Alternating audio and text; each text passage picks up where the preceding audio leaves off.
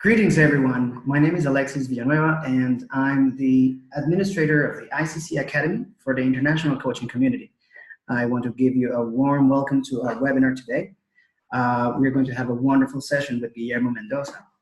I would like to verify if you can hear me and see the screen. So if you could please raise your hand on the application to let us know that you can hear us well, that you can see the image. Thank you very much. Yes, I can see some hands. Excellent, great. So that means that everything's okay. I'd like to remind you that during the session, you are welcome to write your comments, questions, answers to the trainers' questions in the chat, and when the time comes, they will be addressed. If you have any questions, just write them right there and everything will be answered. So right now I'm going to give you a warm welcome. I want to welcome Guillermo Mendoza, who's going to give us our wonderful webinar today. Hi Guillermo, how are you? Thank you, I'm doing well, thank you. Happy to be here and to share with the community some of the experience that I have had with executive coaching. So I'm going to start, and today is about successful executive coaching management. And when we prepared the information to market this webinar, we mentioned about several things that we were going to discuss today. Some of them related to the before, during, and after. So how can I be better at selling my executive coaching and getting engagement? And how can I be better at doing it and being better at managing and administering those engagements? And then what can I do also at the end? So today, this is our topic. And I'm going to start by setting up our goals for today. So what we are going to discuss today is first some ideas on how to prepare for being recruited as an executive coach. What are the things that are basic stuff that I need to get ready, that I need to prepare before I get these engagements.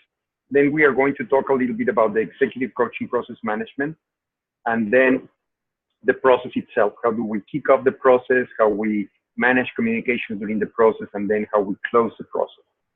The idea is to give you some tools in terms of the structure, but mainly, as I said, my experience by working now several years with executive coaching and several years where we have been selling our own executive coaching processes, but also where we have been subcontracted by other companies, larger coaching companies, to work with executives in many organizations and in many places and countries.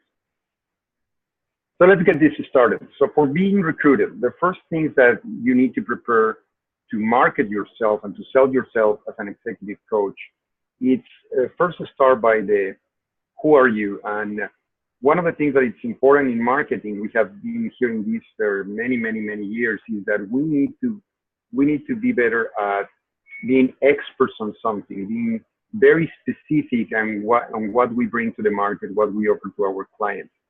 So the first thing that I want to recommend for you if you want to enter this market is stop calling yourself a coach. When they ask you, what are you, a coach? Coach is very general. You need to be specific and call yourself executive coach, because that's the market you want to work in, and that's the name that you need to use.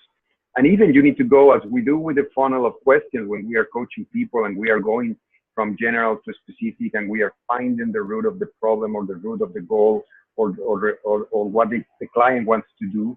The same is with your marketing. It's not enough to be an executive coach.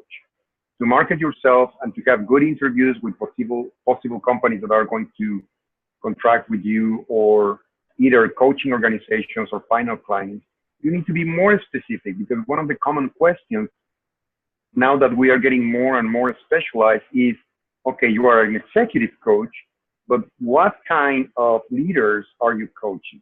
What kind of executives are you coaching? They want you to be more of an expert on a specific level of leaders. So some examples here of finding a niche within the niche are some coaches like to work with C-level, meaning working with the top-level executives in organizations like the CEO, vice president, senior vice presidents, etc.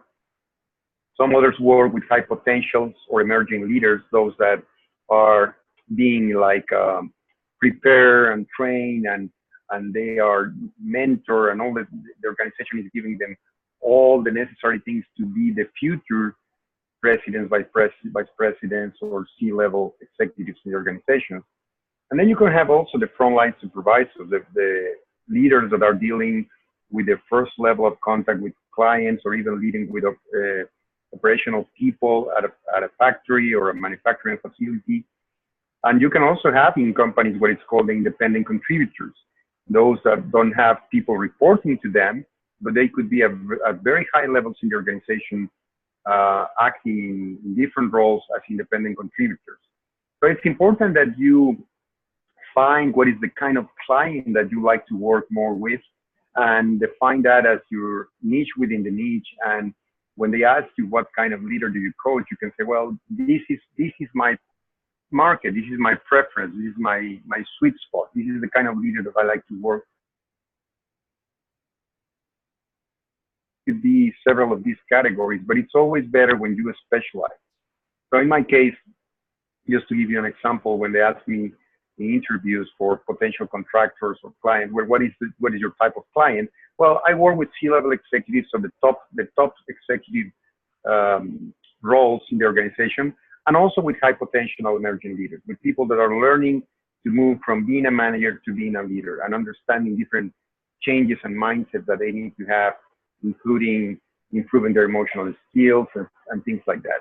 So that's my sweet spot, as they call it. That's the kind of client that I prefer, and that's the client that I am specializing in. So this is something that you need to be very clear and have as part of your marketing before you start promoting yourself.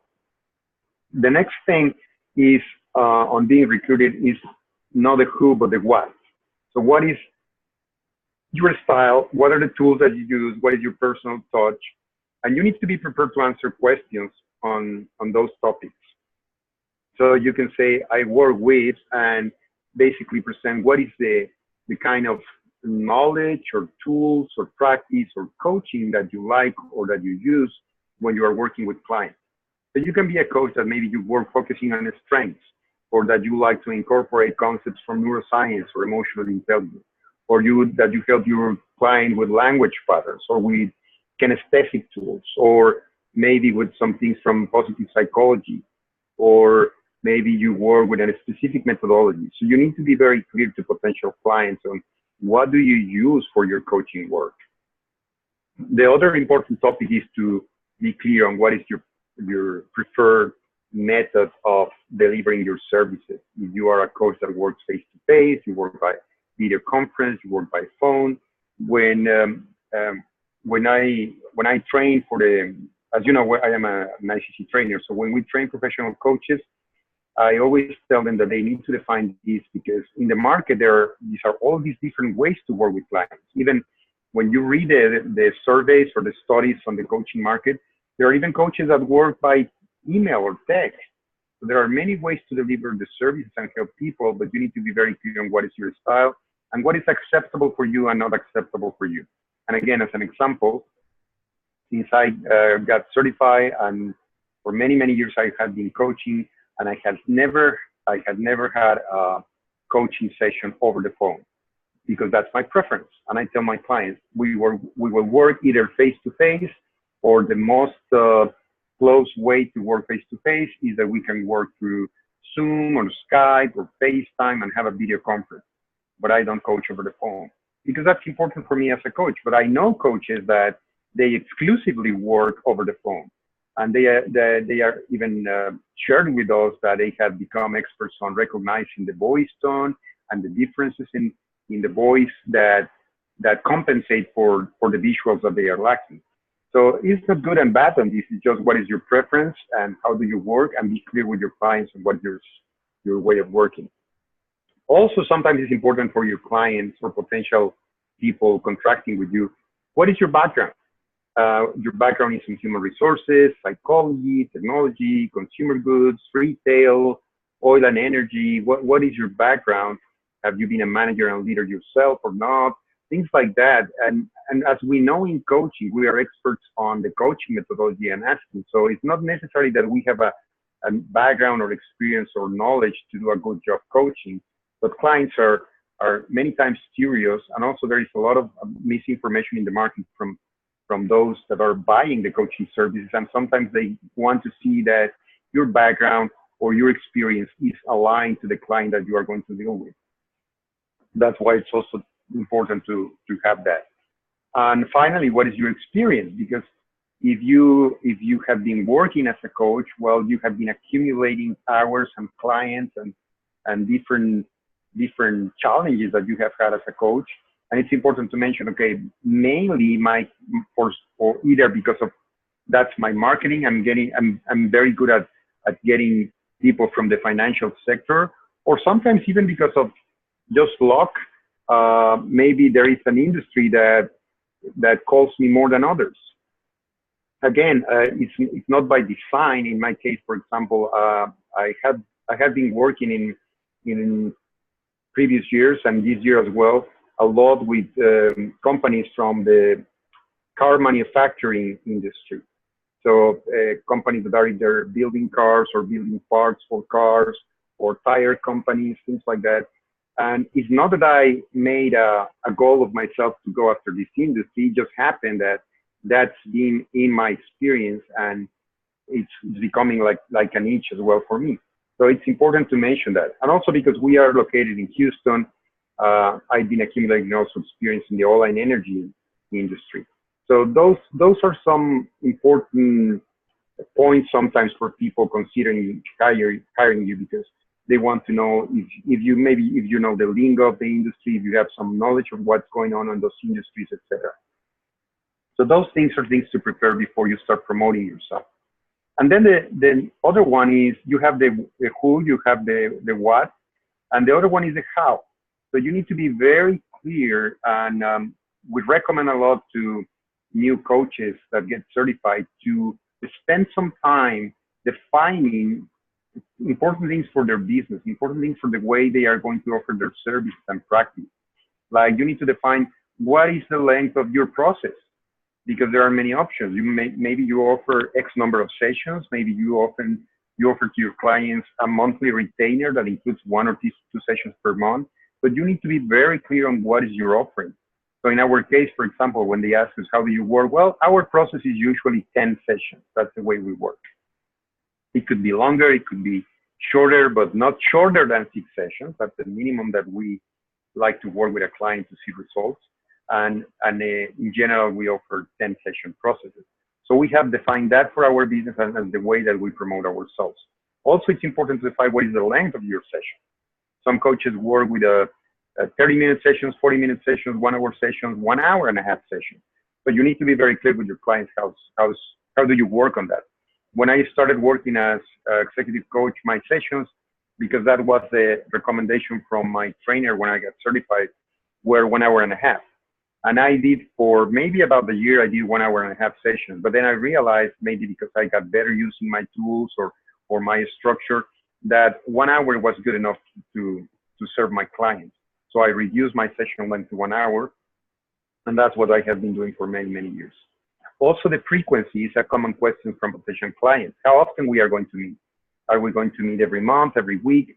And also that's something that I guess it's a combination of your own policy, but also I always tell my clients, it's important that this is depending on the rhythm that they want to work, on how busy they are, how fast they're working with their actions and plans, and basically they decide how often to meet.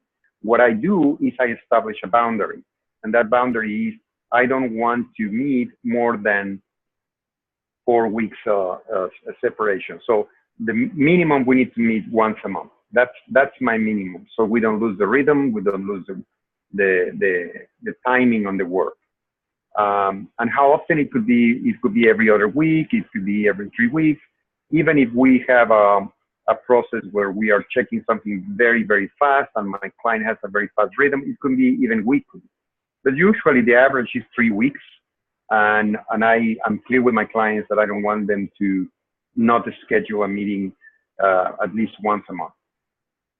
Also, when sometimes when I'm selling, or sometimes in my kickoff session, I'm very clear to tell my clients what is the structure of my session, so they know what to expect in every session. So I explain them that in every session we are going to review the actions from the previous session. that we are going to set the goal for that specific meeting, and that's something that they are going to provide what is good for them in that 60 minutes. And then we are going to use the coaching tools. We are going to use questions, forms, format, all the different things that are needed to help him or help her achieve that goal for the session. And then at the end, I'm always closing with reviewing what are the actions that we are structuring for the next session, what are the learnings from this session, and what are things that they are taking away or they are going to do different. And also confirming if they achieve the goal that they wanted to do at the beginning of the session. So that's another important thing to have in mind and to be able to share with potential clients. Also, of course, you need to be very clear about what is the investment and what is the way that they are going to pay you. So don't be prepared. What I'm trying to achieve with this,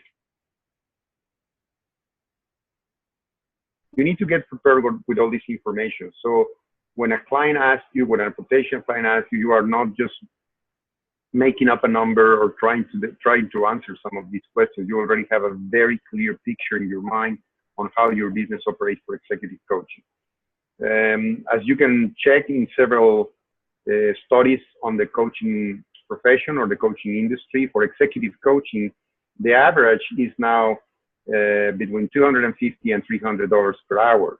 But that's going to change a lot depending on how you are being hired. I can give you, again, as an example, in Impact Coaching Solutions, in our company, when we sell directly to a client, our rate is $350 per hour. But when we are subcontracted by a larger company, they are setting the conditions, and it's usually lower than that. And in many cases, they are charging maybe the $350 or even more, maybe $500 or more.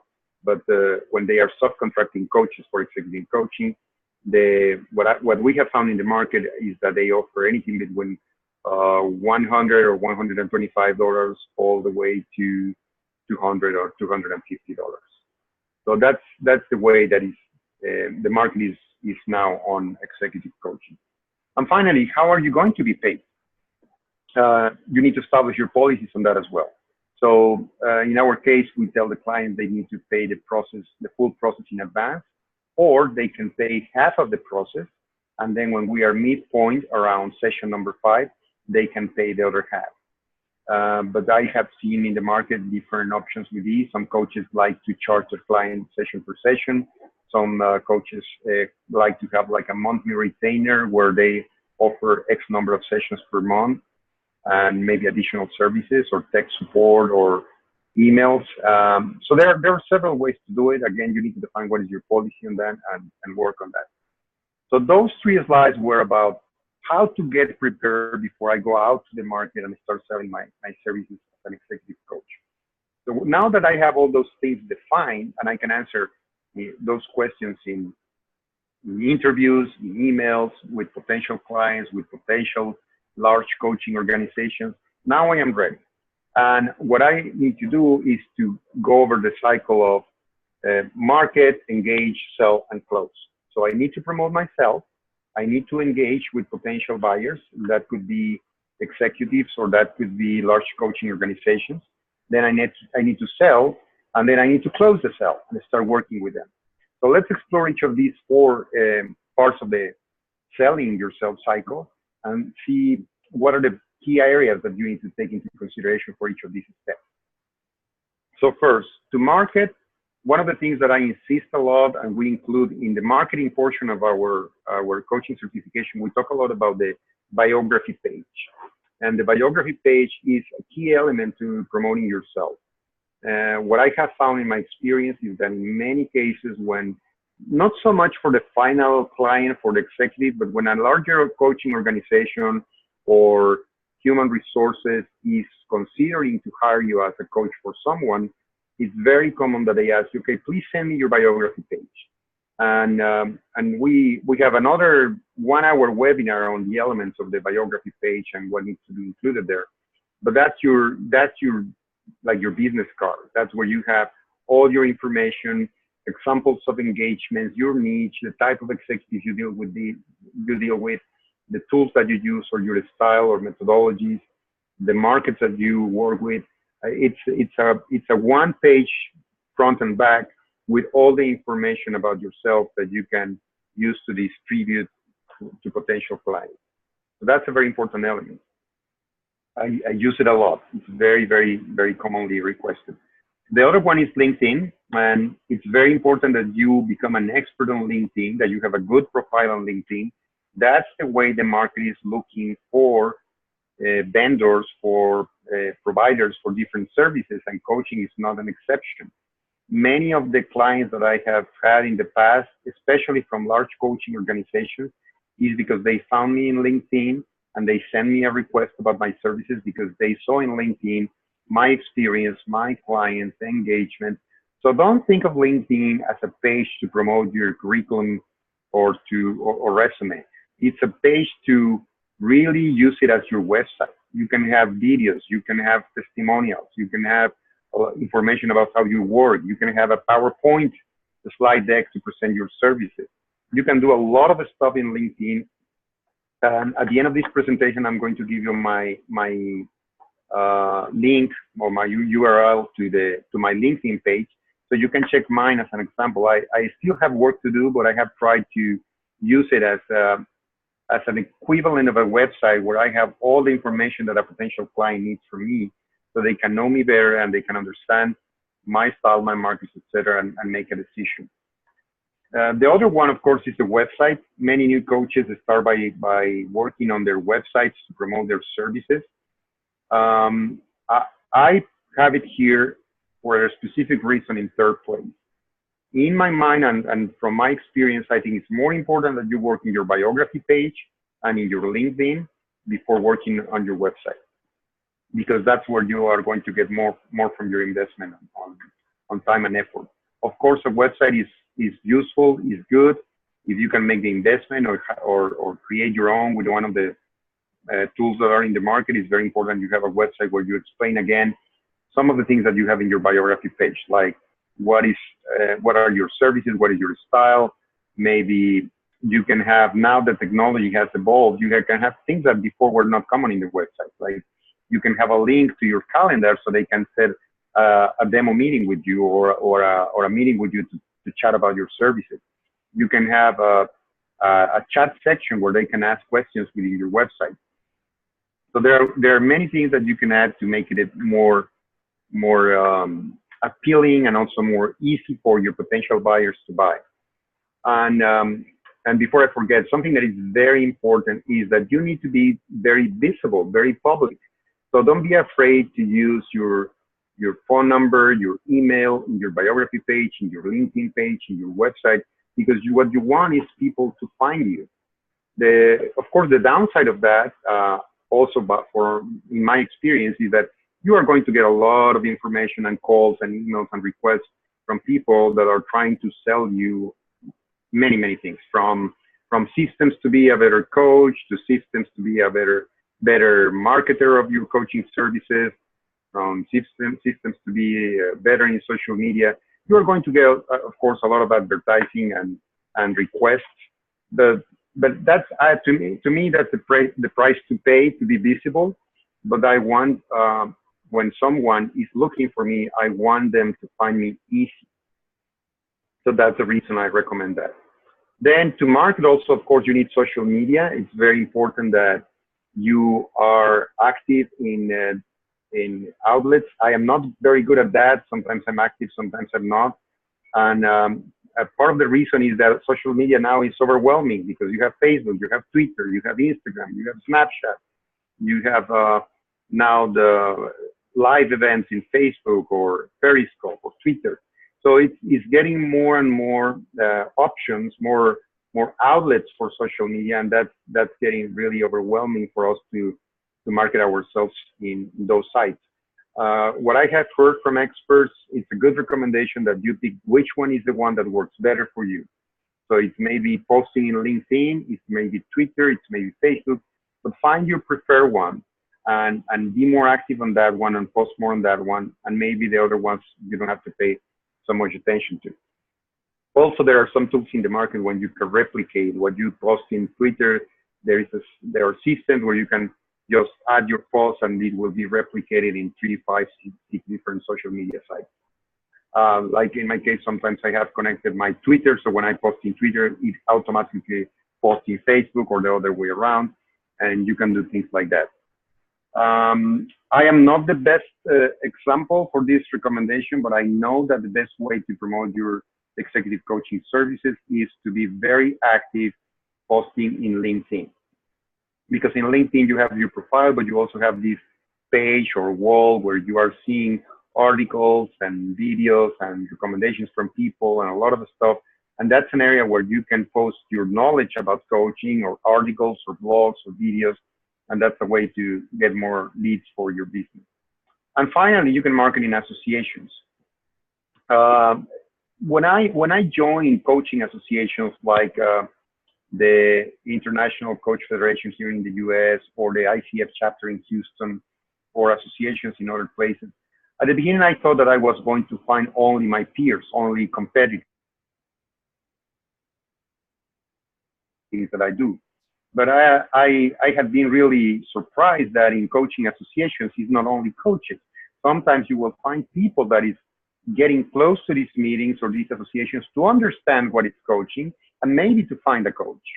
And you also can find people that are your colleagues, but they are part of a larger project where they need more coaches, or they are part of a larger coaching organization that is needing coaches. So associations are a great way to promote yourself. So if you join an association, make sure that you are in the membership directory, that you have a good profile in your membership directory. And actually, if you are, and I imagine most of you are a graduate from the International Coaching Community Certification Program, the ICC has a section where you can have your profile. And when people look for you, and they can look with filters like looking for people in a specific country or a specific name or a specific type of coaching, you will be found in the membership of the International Coaching Community. But what is sad from my point of view is that most of the coaches in that directory don't have to spend some time on improving their profile in the directory. So when you go to the ICC membership directory and you look for a coach, you only find their name and email. And the system allows you to also include your social media links, so a description of what you do, your market, the countries where you are willing to coach, many other important information for potential clients looking for you. And you are going to have a competitive advantage because sadly, most coaches don't spend the time to improve those profiles. So it's a good idea to go there and fix it and make it look good. So that's for marketing. When you are marketing, then you are going to get potential leads. You are going to get potential people that want your services. And then we move to the next stage, which is engage. And to engage a business, well, you are going to see that there are many ways to do it. One is there are coaching companies. What I meant here in this slide by coaching businesses is that there are large coaching organizations that have hire maybe coaches as employees, but also they have sometimes projects where they need more coaches. So it's not uncommon, or has not been uncommon for us in Impact Coaching Solutions, that a good portion of our business is not because the clients are hiring us directly. It's because we are part of a team in a larger coaching organization that has a large project with an organization. So it's important to find what are the large coaching organizations in your market, what are the maybe large consulting companies or consulting firms that are offering coaching to their clients, and sometimes they need extra hands, they need extra coaches for the project, and that's a good way to find some engagement. Of course, LinkedIn network, your own LinkedIn network, you can reach out to friends, colleagues, and ask around and keep in touch with old friends and people from previous jobs, and always make sure that your network is aware that you are a coach and that you are an expert on executive coaching and that you are looking for business. Another way to engage with people, of course, is being active on if your website has a blog or if you have an independent blog, try to be active on publishing articles. And also now it's very common that studies show that people are getting more and more lazy to read and more willing to check a video. So it's a little contradictory, because sometimes they're more willing to see a 30-minute video than to spend 10 minutes reading an article. But the truth is that videos are more attractive for people, more appealing. So another system is to start doing video blogs instead of blogs. And you can see again an example of this if you go to our website, icscoach.com. We have a section for a video blog there, and you can see what I've been doing with that. It's basically short clips, 3 minutes, 2 minutes, 3 minutes, just to share some coaching concept or knowledge or something that can help your potential client. And in that way, you can engage with them, and you can also get potential leads. Post-activity, I mentioned that already on the market part. Post-activity means that you need to be very active on your social media outlets and post about articles, recommendations, even your own activity. If you mention that you are coaching in X organization, or you are going to a congress, or you are going to a coaching conference, your potential clients are watching with your post activity that you are improving yourself to be a better coach, because you are always learning and training, but also that you are dealing with some specific clients, and they can see that you are active as a coach. So that's very important. Just remember that the ethics of coaching are confidentiality, part of the ethics of coaching. So if you are going to talk about a client that you are coaching, you always need to first get his permission or her permission to mention the name, because you need to keep not only the information of your client, but even the name of your client is confidential unless you are authorized to use it. Then the last one on engagement is network. And by network, I mean, don't just join the associations and the directory of the association. Go to the meetings, go to the monthly meetings, network with people, network with other coaches, or go to other associations. In the case of the United States, other than the International Coach Federation, there is also the Association for Talent Development, which is very active with training and coaching. And it's also the Society for Human Resources Management, that also has a lot of people dealing with leadership. And there are leadership associations as well. So you can join those associations and network to find people that are looking for coaching services. So once you market and you engage, then it comes the time to sell.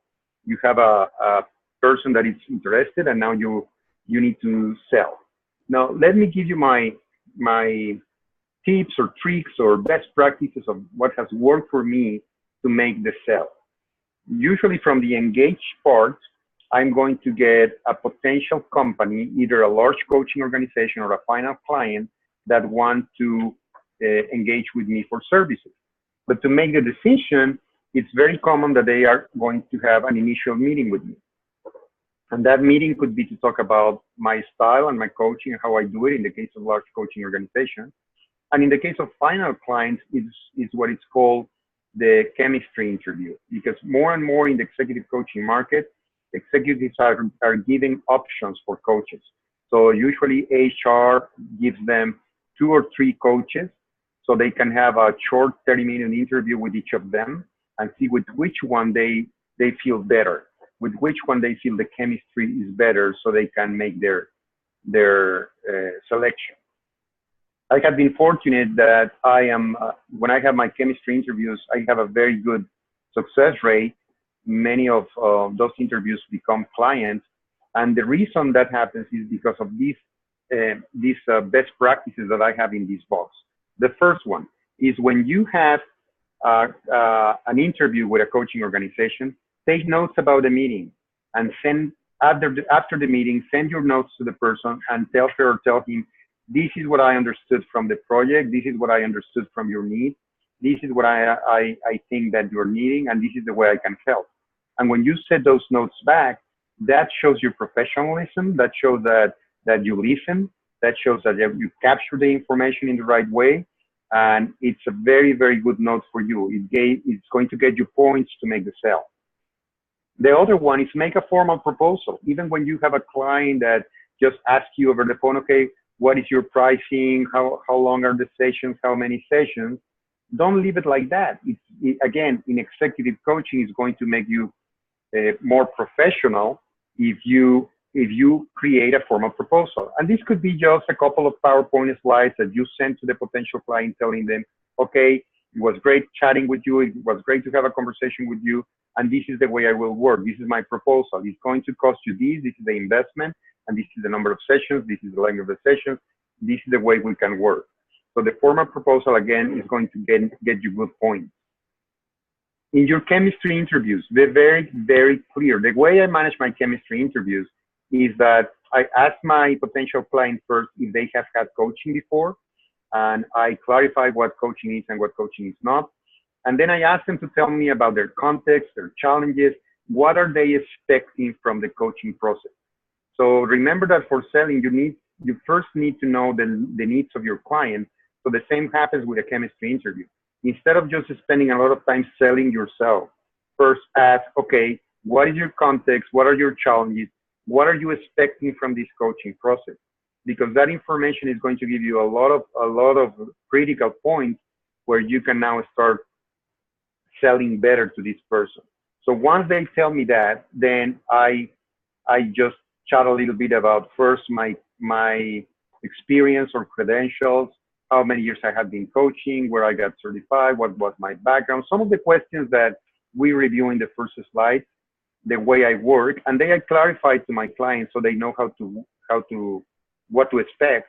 I tell them, this is the length of my session, this is the structure of my session, this is the frequency that I recommend, this is the way I work. And one of the key things that I share in that session is telling them that I am going to, that coaching works under complete confidentiality, because that's very important for a client to know that his information or her information is completely private. I tell them, it doesn't matter that your sponsor is your manager. It doesn't matter that your company is paying for this. Your information is 100% sealed. It's just between you and me. If I need to prepare a report for HR or for your manager, I am going to prepare it, check it with you first, and if you approve it, then we will send it. So that's an important point to make your client feel comfortable, because the next thing that I tell them is, for our coaching engagement to work, I'm going to be very honest with you, and I need you to be very honest with you. That's why these chemistry interviews, that's why we need to trust each other and be very open and trust in the confidentiality, because sometimes I'm going to tell you things that I see and that you are not seeing. Sometimes I'm going to tell you, you know what, did you notice that this is a contradiction, or did you notice that you are telling one thing and doing another? Things like that. And they like that, and they like that. And once you are done with that 30-minute interview, or 15 minutes or whatever, again, it's a very important thing that is going to gain you points, that you write an email and you tell that person, it was great chatting with you, it was great meeting you. This is what I got from our chemistry interview. I understood that these are your challenges, these are your expectations from the coaching process, this is what you want help with, this is what I understood. And you send that note or that email to your potential client. And the last point here is send a gift. And by sending a gift, I mean, sometimes I also send like something like, hey, you know what, I found this article on recognition. And since you mentioned that you wanted help on working with recognition, I thought that this article might be interesting for you. And I send an article on a topic that they mentioned. Or maybe I send a good book that I know that is going to help them. So these are key points that you need to use in your interviews with coaching organizations or with final clients, so they can see that you are professional, that you listen, that you are registering the information, and that you are good at this. So they can finally, when they need to make a decision, they can decide to work with you. When I start working with clients in executive coaching after a chemistry interview, one of the first questions that I ask them is, why did you pick me? Just for marketing purposes, could you share with me, I know that you interview with 2 or 3 people, why did you pick me as your coach? And I think that's a very important question for you from the marketing perspective, because you need to understand what is the strength that they are seeing in you that is selling you, so you can use it more often.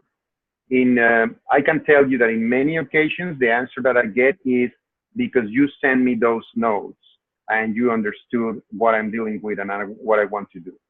So those notes are very important. In some other occasions, they have told me, because I thought that you were very open and honest and told me that sometimes you are going to tell me things that I'm not going to like, but I need someone tough to keep me accountable and to reach my goals. So it's a mix of things depending on your strengths as a coach and your style. But just I wanted to share as an example a couple of things that I have heard when I asked them, why did you pick me? And finally, to close the sale, it's important to follow up because people are busy. Coaching organizations are busy. They are interviewing many coaches to make the team, or they are, or in the case of clients, they have 2-3 chemistry interviews, and then they have the day-to-day operations. They are really busy. They forget and they don't follow up.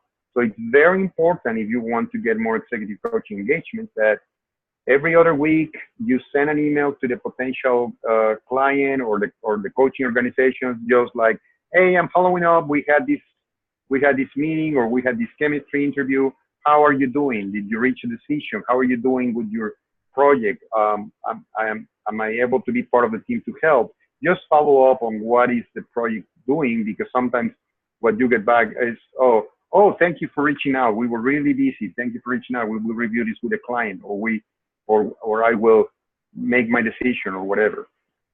And then to close, you also need to prepare an agreement. If you are selling directly, you need to have a format that you use with your client. And that agreement explains what are the roles and responsibilities of the client and the coach, and also payment and cancellations and things like that. If you are working with a large coaching organization that is contracting you, most of the times they have already the agreements for clients, and they will send it to you just for signature. And they are going to have 2 agreements. They send you one that is the agreement between you as a coach and the large coaching organization. And then there is another agreement, which is the agreement between the client and the coaching organization. So you need to prepare agreements, sign agreements, and then it's always a good practice also to send a welcome email once that everything is formalized, to say thank you for choosing me, or thank you for start working with me, and this is what is coming up. We will start with our first session, or we will start with an assessment, or whatever it is. But just welcoming the client to that decided to take your services, and then of course schedule the first appointment and start working with the client. So I know that we took a lot of time in this slide, but to me this is the critical part of being more successful with executive coaching engagement. Market yourself, engage with your marketing, sell in the right way, and then close the sale. And that's going to bring you more business as executive coach. Now let's get into a little bit of the details of what happens before, during, and after once I am engaged as a coach for an executive. The most important thing to remember is that with executive coaching, you don't have a client. You have several clients. And it's very important to keep that in your mind, because you have your coachee, the person that you are going to help, that's your main client. But you also have his or her boss that has some expectations of the process. And you also have human resources that has other set of needs and expectations. And usually there is a program coordinator, either an internal coordinator, an external coordinator, sometimes both. And those coordinators also have some expectations, and they need some things from you. And then you have the administration and finance part that is dealing with agreements and invoices and payments and all that. And that's another client. So as an executive coach, you need to keep in mind that you are serving several clients and not only one. And that you need to be, if you want more engagements and if you want to be successful, you need to keep in mind that you want not 1, but 5 or maybe 6 satisfied clients. And you want them to be happy with the way you work, they're happy with the way you report information, they're happy with the way you deliver your services, etc. So what I have done here for you is a table on these 5 clients and what are their needs, when they need that, and what are the key documents that you need to be aware that are part of an executive coaching process. And So you thought it was easy, no? It is a little complex. I can tell you that in terms of administration, life coaching is much easier. In terms of the challenges do you deal with, sometimes life coaching is harder. But as you can see in this table, in terms of management, executive coaching is a little more complex. So for your coachee, the client, you, of course, what he needs or what she needs is your coaching. And you are going to do that in every session. And key documents that you need to manage with your client are the initial agreement, the notes from the session, sometimes assessments. And actually, I need to add in this table also the action plan that is very commonly requested by coaching organizations and large organizations. You need to create a coaching plan with your coachee that he is going to communicate to top management or human resources. Then with your client's manager, with her boss or his boss, that person needs results. That person is expecting a change, and they want to define how is that going to be measured. And when do you have contact with the boss or the sponsor? Is usually at the beginning, sometimes at the end. In most of the engagements that I have had is usually at the beginning, at the end. And the key documents that are important for the manager of your client is how are you going to align the goals? And that's usually a short phone call conversation after the first or second or third session. Once you have that action plan, then you need to present it to upper management. And of course, the action plan itself. And then you might have a format for a mid-process report. That means that you are halfway of the engagement when you are in session. In our case, when we are in session 5, sometimes we present a mid-process report. And then a final report once the engagement is finished. Then human resources is going to need a smooth flow operation. They don't want problems. They want that everything is working okay. And they don't want a lot of information. They just want to be informed on a needed basis if there is a problem with the client or cancellations or assessments or things like that. So the communication is when needed. And the key documents, sometimes they request also to be present in that phone call for the action plan or to get a copy of the action plan. And sometimes those are the ones that are asking for a mid-process report or a final report. Then you have the program coordinator. There is a program coordinator within the client organization, but it's usually another program coordinator within the large coaching organization that is subcontracting you. And the program coordinator is your key contact. Usually the program coordinator, they want constant information and updates. They don't want surprises. They want the information immediately as it arises. And they are concerned on things like your time reports, the hours you are coaching, how are you moving forward with your client, potential roadblocks or challenges. Sometimes there are programs where the coordinator has a checklist that you could use to move forward in the process. So it's very important that you have this person satisfied with your services in terms of the information that you are sharing and keeping her always or keeping him always in the loop of everything happening with the client. And finally, there is another person usually that is in charge of sending you the legal contract, the agreement for you to sign, scan, and send back. And also, that's the person that receives your invoices. That's the person that schedules your payments. And that's your contact for everything administrative related.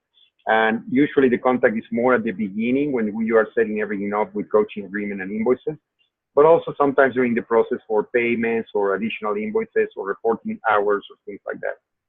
So this table gives you a good view of the different things that you need to keep in mind for the different stakeholders or clients that you have when doing executive coaching. Now, when you kick off the process, you are going to have your initial meeting. You are going to define the process goals. I always tell my clients in the first or second meeting that this is like putting together a puzzle. I tell my clients, well, you have several pieces of information here. You have an assessment or several assessments. You have your boss expectations. You have your client challenges, your own challenges, your own knowledge of your context and roles in the organization.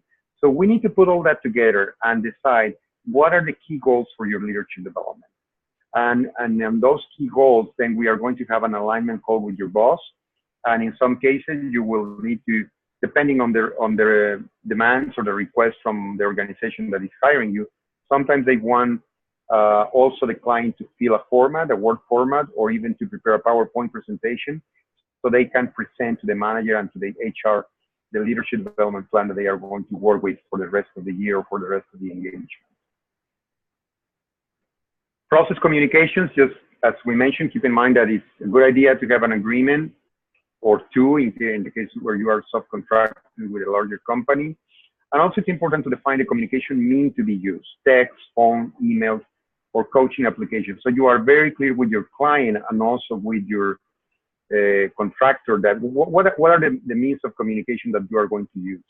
Also, it's very important to take session notes, and some coaches do it just for themselves. Some coaches do it to share with their clients.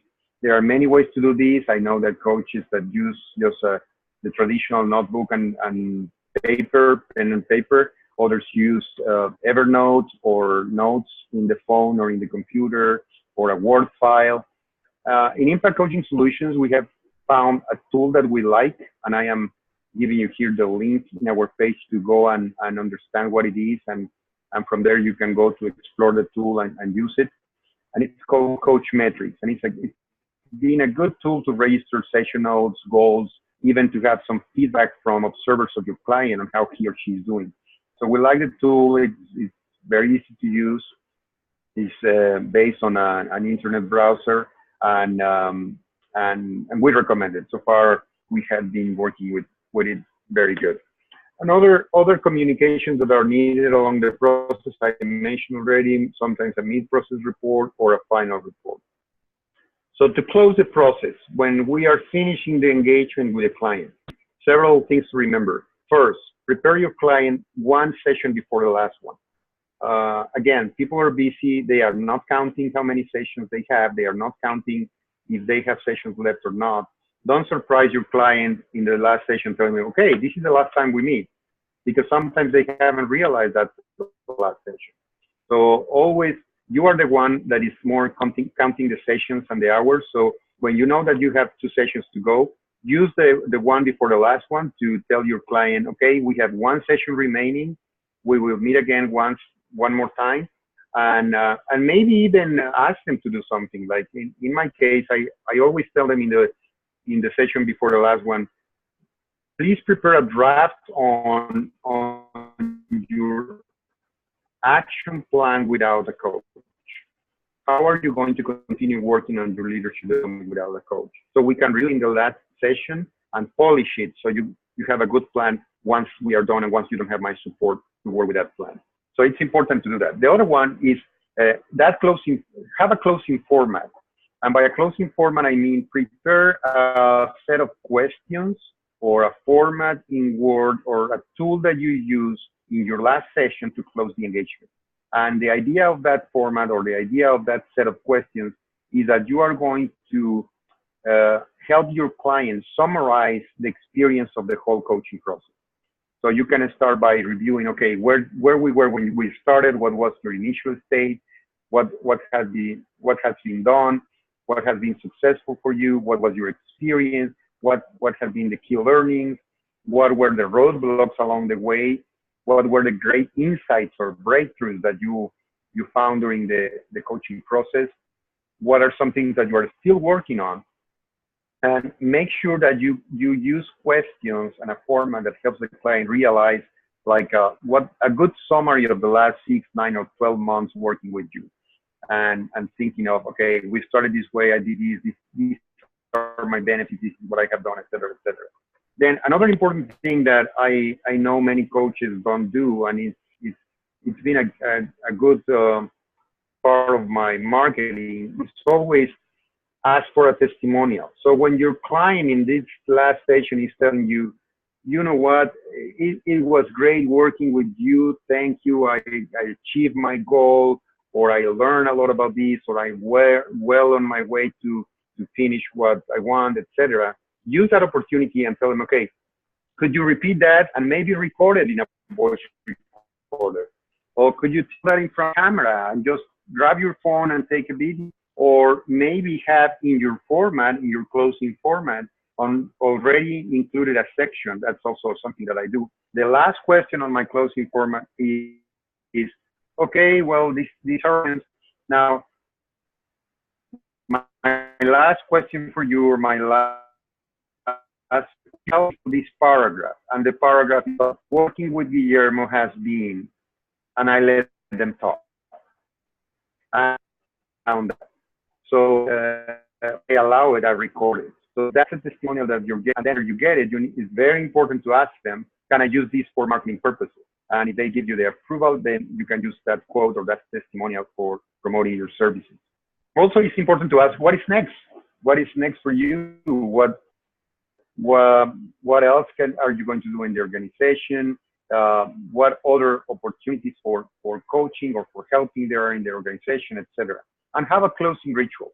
That closing ritual could be that sometimes what I try to do is the session before the last one, when I warn my client that we have one more to go, I try to schedule with them the last one in a way that, okay, why don't we schedule the last one at a time that we can have lunch together after the session? So that way we can celebrate the closing of the process. Or we can, or I can give them a gift at the last session, maybe a nice notebook for notes, or maybe a book that is useful for them. Or maybe I can just send the gift after I had the last session, just over email or over mail, regular mail. But what is important is that you have something that is going to close the process with a good sense for your client. And after the process, we did the before, the during, and now we are in the after. The after is, don't forget your clients. Remember that all studies about the coaching profession or the coaching industry are showing that the main way to get more clients is referrals. Referrals is by far the best way for coaches to get new clients. Even when LinkedIn is good, even when your website is good, they are not even close to what you get from referrals. So don't forget your clients, touch base periodically, call them once a year at least, or once every 6 months or 3 months. How are you doing? What can I help you with? How is life for you? And how can I help you with? You have many options. Sometimes they want a process extension, but they want to continue working with you for a while to achieve other goals, or because the goal is not done yet. Sometimes they need 1, 2, 3 additional sessions. Sometimes they want, when you touch base, they say, you know what, we worked a year ago or 3 years ago. I would like to have a couple of sessions with you to bounce some ideas. Or sometimes they need assessments to measure if the assessment changed from when they started the process to when they finished the process, or some years later. You can also say, okay, what about your people? They are leaders. They have people working for them. Do you need help with coaching your people? Do you need help with workshops for your people? Who else can I help? Do you have friends, colleagues? So you can also do more marketing and more selling if you stay in touch with your clients after the process, and you keep being available for them or for their networks. So this is what I have. We are almost over the time. I have just a couple of slides more that I want to show you before we close. But I guess this is a good time to open for a couple of questions about what was being presented on executive coaching. Excellent. So if you want to, if there are any questions at this point, you feel free to share them on the chat, and we will take a look at them and address them right now. This is the chance. We can also open your microphone if you would like to speak. So let's see who raises their hand or who wants to share on the chat.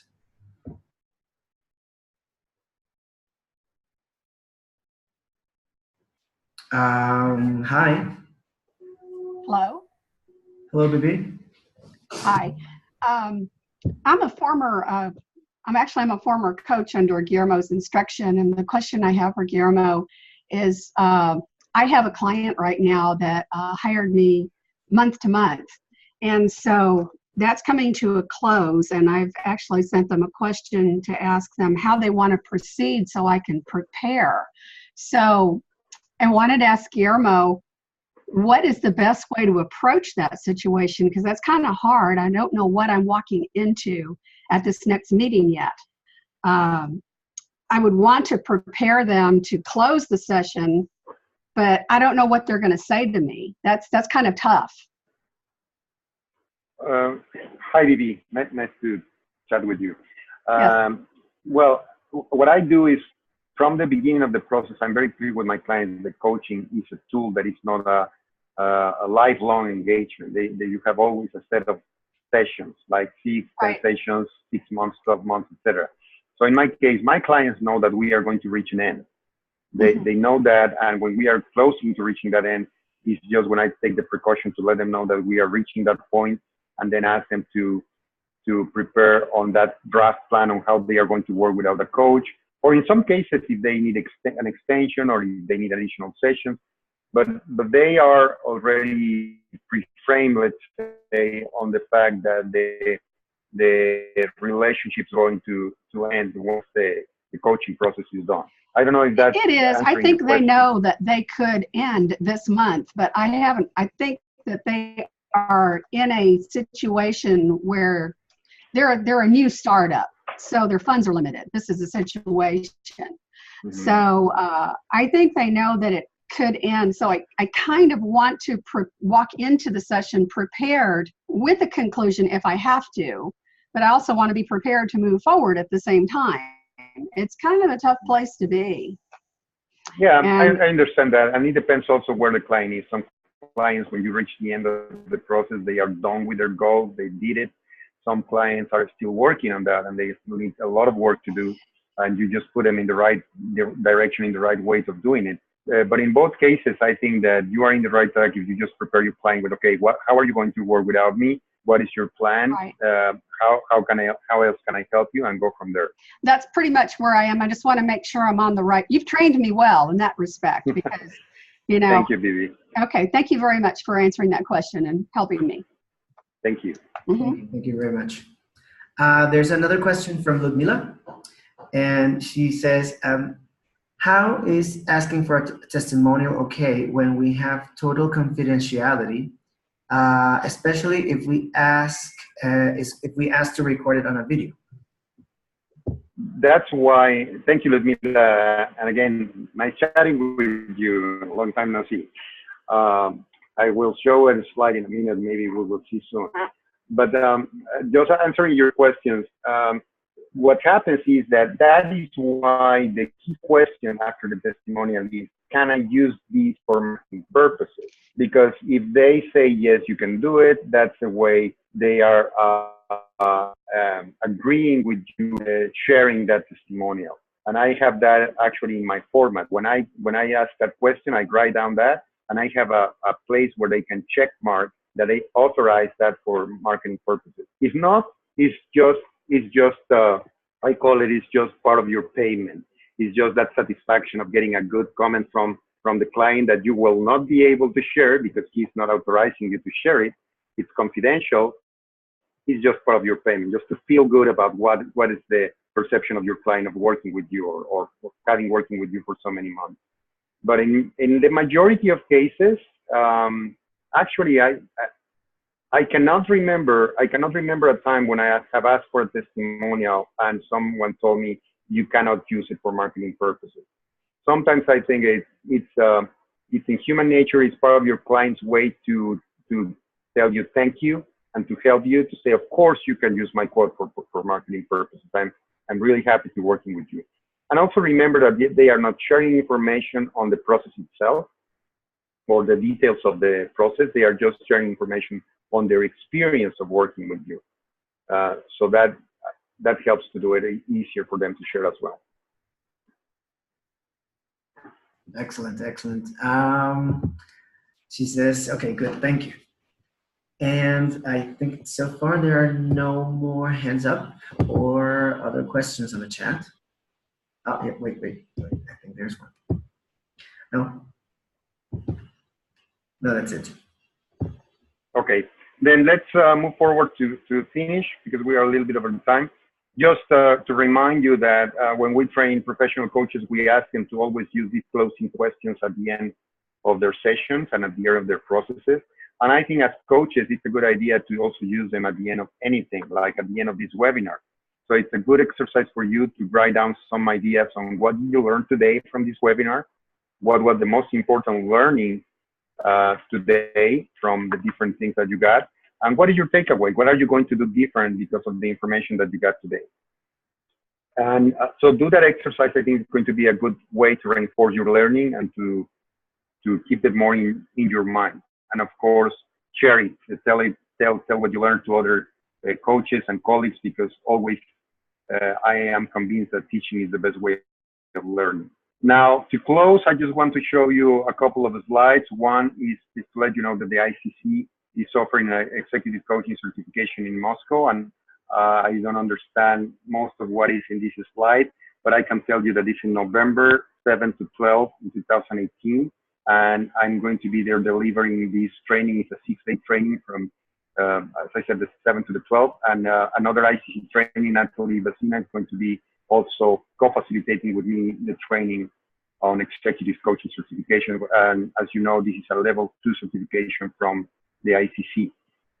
And the other important information that I want to share with you is that in Impact Coaching Solutions, we are training the trainers here in the Houston area, Maria Bruder and me. We are both trainers for the ICC, and we are offering an intensive certification in Houston. So if you have colleagues or people that want to get certified as professional coaches with the ICC, we are offering a class that starts on June 26th and ends on July. And it's going to be a real international class. So far we have people from Mexico and France and maybe Poland and Paraguay. So it's going to be a very nice class. And finally, I want to leave you with this slide with all my information. If you have more questions about what we presented today, or you want to reach out, there's my email, website, and my different social media outlets. And the reason you see two URLs in each of the social media is because one is my personal one and the other one is the one for the company, Impact Coaching Solutions. And in our company, we do leadership development, coaching skills for leaders. We certify professional coaches for the ICC, and we also work with several assessments, including emotional intelligence. And we also have a board game to do better teamwork, the Fresh Piece game. So I'm here for any question, and reach out and chat, and I'm very, very happy to share all this information with you. Excellent. Thank you very much, Guillermo. And thanks to everyone who attended today. Remember, you're going to be getting this this presentation recorded in your email. So it will also be available in our website. Thank you very much for coming today. Thank you very much, Guillermo, for all the wonderful information you shared. We will be seeing you in our upcoming webinars. Don't forget to visit internationalcoachingcommunity.com to find out all about our upcoming events. Take care, everyone, and have a happy day. Bye, Guillermo. Thank you, Alexis. My pleasure. And in a week, we will present exactly the same information in Spanish for our Spanish-speaking coaches. That's right. That's right. That's our upcoming webinar. It's going to be next week, and it's going to be in Spanish. In case you have some other people who want to see this information in Spanish, feel free to share it with them. And all the information for that is also on our website, internationalcoachingcommunity.com, and you can find everything there. So thank you very much, everyone, for attending, and we will be seeing you very soon. Bye, Guillermo. Bye, everyone. Thank you.